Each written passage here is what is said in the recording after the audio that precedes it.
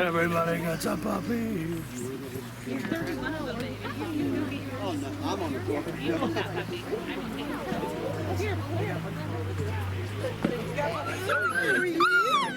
Ooh, he likes to bite. No, but it's cuddle time. Yeah, don't get any ideas. I see a wiggling in your pack. I'm gonna be real attentive. Last call on the puppies. Come on over, find a spot anywhere in front of the building. I'm not here to brag about me, folks. I'm here to brag about my dogs. You are visiting some of the very finest sled dogs in the entire world. We have a race record in sled dog sports, which is virtually unmatched. First half of the program, I'm going to turn you over to Trent, who's going to explain to you just who the dogs are, how we name them and train them, and where they go when they don't spend their entire lives with us. We have a training run scheduled this morning, and you're going to see my staff hook up a team. The second half of your presentation today, we're going to invite you inside our theater building behind you. We have room for everybody to sit down in there. We enter the building on this end. We have a puppy party planned for children 12 and under. We'll tell you more about that when we get closer. When we go inside, I'm going to take over and go over a day in the life of the Iditarod with you. I've been in the event many times, and I want a chance to defend myself and explain what would cause someone to do such a thing. Maintained for hours at a time in the winter time, so that's the speed we allow them to run in the summertime. Now, we can't run them for hours at a time in the summertime or they get overheated. We just take them out once a day, sometimes twice a day, so stretch your legs a little bit. We'll actually be running them through a big trench full of water before they return to the yard. When they come back, they look like they worked up a sweat, but they don't know once they're gone. And now we stop and run a place for them for a couple minutes, get to see their beautiful mates. We think it's pretty neat. We're used to seeing their butts going down the door, now we get to see them from the profile view. We use verbal commands to steer the duck in the sled to cut the corner. Sometimes they have to jump over the gang lines to avoid crashing into a bank, a rock, or a tree or something. So right in front of your sled, the wheel position, the most physically demanding. In front of your team, the lead position is the most mentally demanding. When you're out on the trail for hours at a time, you're going to rotate dogs through these different positions so that when you get to a rest break, they're all about equally mentally and physically fatigued, need about the same amount of time to recover, and off you go. Let's get out of here. Listen carefully as the team disappears into the woods here. Back to the beginning with those puppies that you were just holding. Summertime is puppy time here at the homestead. In fact, we have all of our puppies in the summertime. And the main reason is that we are breeding our top females with our top males. And they'd be capable of having puppies at any time throughout the year, even in the dead of winter. The puppies would be just fine. But they are some of our top athletes. And we don't want them out of maternity leave during the racing season. So we wait till the racing season is over, through our breeding in the spring and early summer, have our puppies throughout the summertime, and by the time fall rolls around, the mamas have weaned their puppies and are ready to rejoin the racing team. When the girls are very young, we have a lot of Walt Disney cartoon storybook characters going on. Pretty cute. Got a Winnie the Pooh litter. Kanga, Piglet, Tigger, and Roo.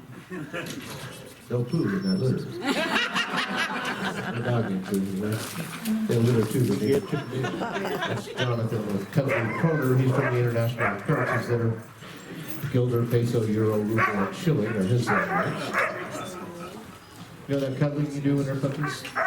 Some of them never outgrow it. He thinks he's a giant lap dog.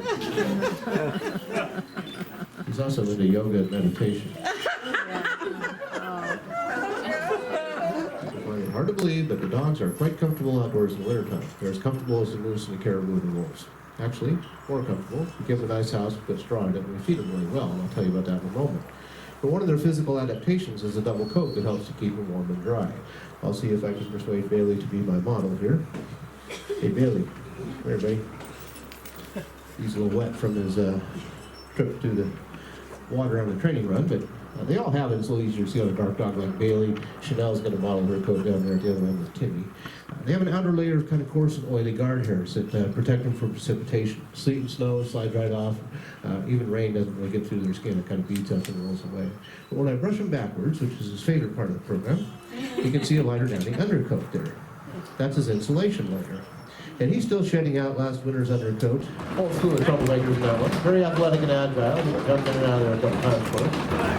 I keep telling Jeff we need to figure out how to generate some electricity after that thing. Power goes out. I think we need to give him a round of applause. That's his part of the They train seeing eye dogs. That's where my fascination with training dogs began, with seeing eye dogs. Then my parents moved into the hills of Sonoma County. Middle school and high school years, I lived right next door to where Jack London lived when he was alive. I became a huge fan of Jack London's, and I read just about every book he ever wrote. About Alaska, the Yukon, and the Gold Rush. I could not wait to come to Alaska to visit some of the places I'd read about Jack London's stories. I first came to Alaska in 1975 for a summer job. I was 19 years old. I've been here ever since. But the fact is, the kids grew up very close friends. When our kids were little, we would visit my sister in California quite often. And on one of those times, one of those holidays, I overheard my niece try to describe to my daughters what a snow day was. My girls have never heard of such nonsense. On any day the temperature hits 50 degrees below zero, they get to stay home and have an excused absence. And I'm not joking, 50 below is the cutoff, and I'm talking ambient temperature, not wind chill. Wow. Dog mushing in the state of Alaska is recognized as our official state sport. It actually says that in the Alaska State Charter. The Iditarod is just one of hundreds of sled dog races here in the state. I'm 61 years old. I'm clearly not in the prime of my athletic life. But guess what? I'm the best musher I've ever been in my entire life, and I've been doing this for 45 years. I don't need to be a world-class athlete to be a world-class dog musher. We are animal trainers, first and foremost. Animal psychologists. We need veterinarian skills, woodsmanship skills, weather prediction skills. We need to be able to stay awake for 10 days in a row, play chess the entire time. No, it's exhausting, it's physical, it's demanding, it's certainly not easy, but it's not particularly athletic. Technically, the Iditarod's a non-stop race. I say technically because I can assure you that if you ever run the Iditarod, you're going to want to stop along the way. The deal is the clock that times us does not stop. From the very moment we leave Anchorage to the very moment we arrive in Nome, every second counts the same whether you're moving or not.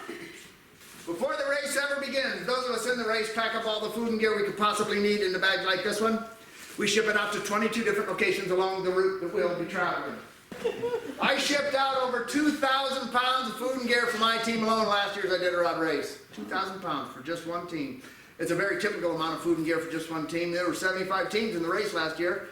There's 150,000 pounds of dog food flown out over the trail and cached along the way before the race ever begins.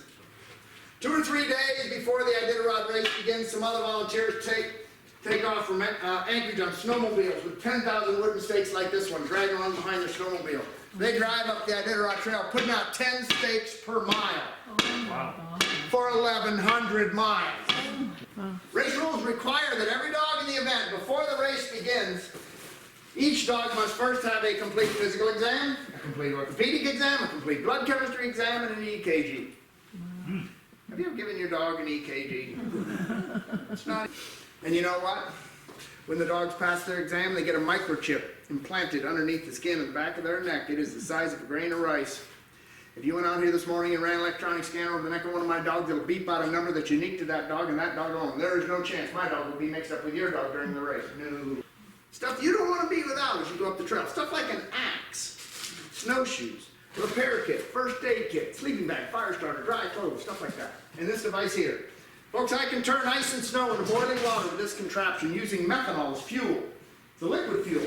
Alcohol-based liquid fuel in this pot, ice and snow in this pot. I can turn ice and snow into boiling water in a matter of minutes with this thing.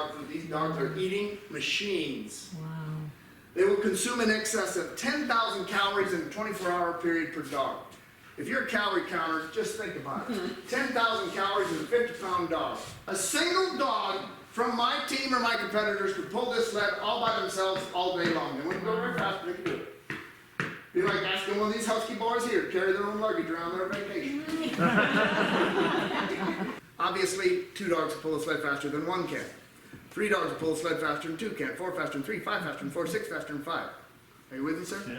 By the time you get to 9 or 10 of my dogs hooked to a sled with a 300-pound load, they will have neutralized the load to the point add any more dogs to your team, the 9 or 10, you will no longer go faster. I got statistics put deep to back me up on this. You could hook 100 dogs to the front of the sled, you would not go faster. You would just make it impossible to stop. Now, if you return to the story I did around downtown Anchorage on the first Saturday of March, which I highly recommend for your next Alaska vacation. Enough of the sissy summer stuff. Hanging on to this sled with 16 dogs hooked to the front of it's like hanging on to the back of a thunderbolt.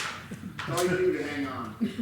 And I highly recommend you do hang on. The dogs don't care whether I'm on board or not. If you ever see me running alongside the sled during the race, which you very well may, there's a really good reason. It means I'm freezing my tush off.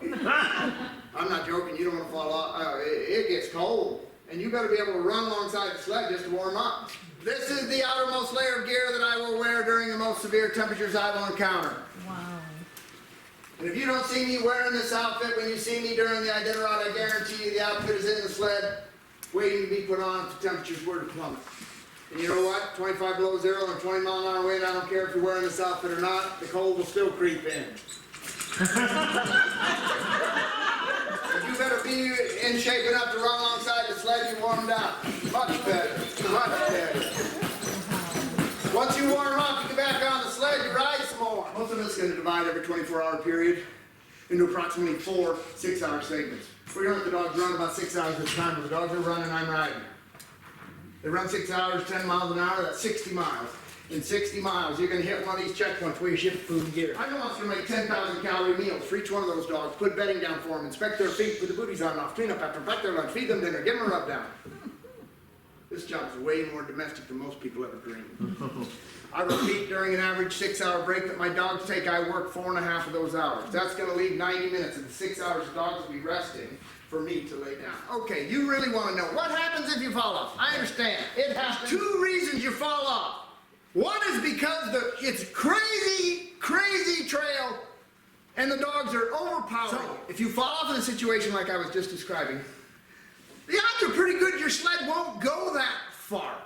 And by not that far, I mean less than 2 miles. I fall off, guess why? I fall asleep.